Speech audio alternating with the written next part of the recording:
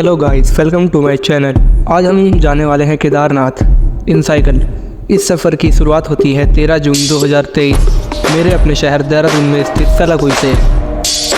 तो इस सफ़र को तय करने के लिए मैं और मेरा दोस्त निकल पड़े सुबह के 4 बजे अपनी अपनी साइकिल्स पे।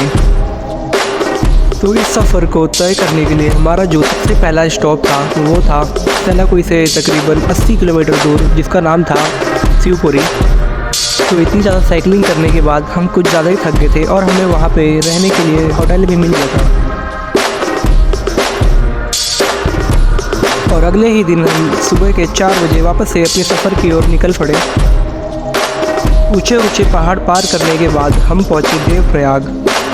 और देवप्रयाग पहुँचने के बाद देवप्रयाग को थोड़ा बहुत एक्सप्लोर किया और देवप्रयाग को एक्सप्लोर करने के बाद वहाँ पर थोड़ा बहुत नहाए और वापस से अपने सफ़र की ओर निकल पड़े।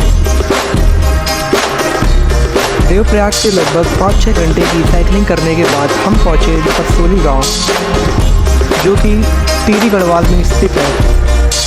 और वहाँ पर मेरे दोस्त के रिश्तेदार रहते थे, तो हमें रहने के लिए जगह भी मिल गई।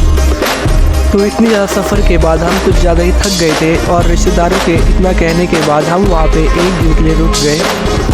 और अगले दिन हमने बरसोली गांव को थोड़ा बहुत एक्सप्लोर किया और उसके अगले ही दिन हम वापस से अपने सफ़र की ओर निकल पड़े। तो बरसोली से साइकिलिंग करने के बाद हम पहुँचे धारी देवी माता के मंदिर। वहाँ पर माता के दर्शन करने के बाद हम वापस से अपने सफ़र की ओर निकल पड़े और फिर हम पहुँचे रुद्रप्रयाग।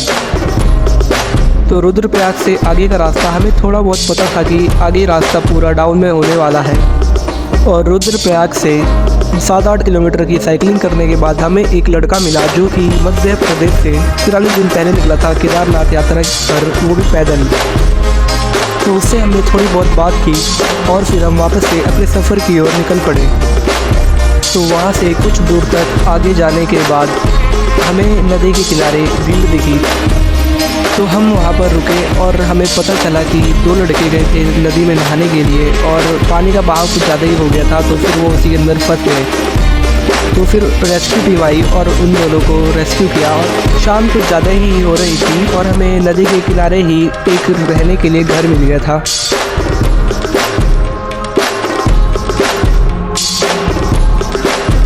तो अगले ही दिन हम सुबह सुबह अपने सफ़र की ओर वापस से निकल पड़े। तो वहाँ से कुछ दूर तक साइकिलिंग करने के बाद हमें वो जगह भी मिल गई थी जहाँ पे कि हम रुकने वाले थे, लेकिन शाम कुछ ज़्यादा ही होने की वजह से हमें वहीं पर रुकना पड़ा जहाँ पे कि वो दोनों लड़के फंसे हुए थे। तो वहाँ से कुछ दूर तक साइकिलिंग करने के बाद हमें अपनी मंजिल भी दिखने लगी थी। तो हम गुप्तकाशी से होते हुए आगे बढ़े और गुप्तकाशी पार करने के बाद हमें मिले मंडी भाई, जो कि साइकिल से पंच केदार और 4 धाम की यात्रा पर निकले थे। तो उनके साथ हम बात करते हुए आगे बढ़े और साइकिल के होने पर हमें एक बेनिफिट हुआ कि हमें ट्रैफिक का ज़्यादा सामना नहीं करना पड़ा। और ऐसे ही हम पहुंच गए सोनप्रयाग। और शाम कुछ ज़्यादा ही हो गई थी। सोनप्रयाग से 4-5 किलोमीटर की साइकिलिंग करने के बाद हम पहुंचे गौरीकुंड। और गौरीकुंड में पहुंचने के बाद हमें पता चला कि यहाँ पर एंट्री टाइम सुबह के 4 बजे से शाम के 4 बजे तक का है। तो हमने गौरीकुंड के ही पास में टेंट लगाया और गौरीकुंड में नहाने के बाद हम सो गए। और टेंट लेकर जाने का हमें एक बेनिफिट हुआ कि हमें रात में बारिश से बचने के लिए शेल्टर भी मिल गया था। और अगले ही दिन हमने अपना सामान पैक किया और केदारनाथ के लिए निकल पड़े। रास्ता तो ऑफ रोडिंग था और साथ में जगह जगह पर हाई स्टेप वाला भी था। तो हम जगह जगह पर आराम करते हुए आगे बढ़े और हमने देखा कि कोई कोई घोड़े पे जा रहा है, तो कोई बकेट्स में, और कोई कोई तो 4 कंधों पे भी जा रहा था, पालकियों में भी जा रहे थे। बारिश कुछ ज़्यादा ही हो गई थी तो पूरा रास्ता ही कीचड़ वाला हो गया था और कहीं कहीं पे घोड़े भी मरे हुए दिखे।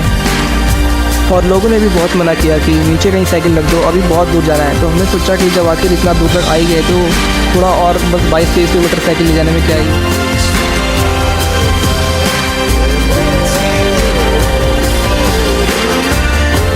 और हमें केदारनाथ का बेस कैंप भी दिखने लगा। तो सफ़र का मज़ा लेते हुए हम आगे बढ़े और फाइनली हम पहुँच ही गए केदारनाथ।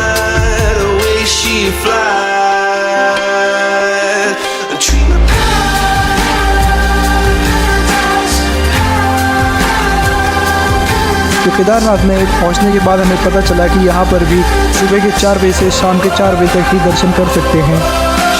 तो फिर हमने केदारनाथ के मंदिर के पीछे भीमशिला के पास में ही टेंट लगाया और अगले दिन सुबह 4 बजे लाइन में लगने के बाद हमने केदारनाथ की शक्तिशिला का दर्शन किया।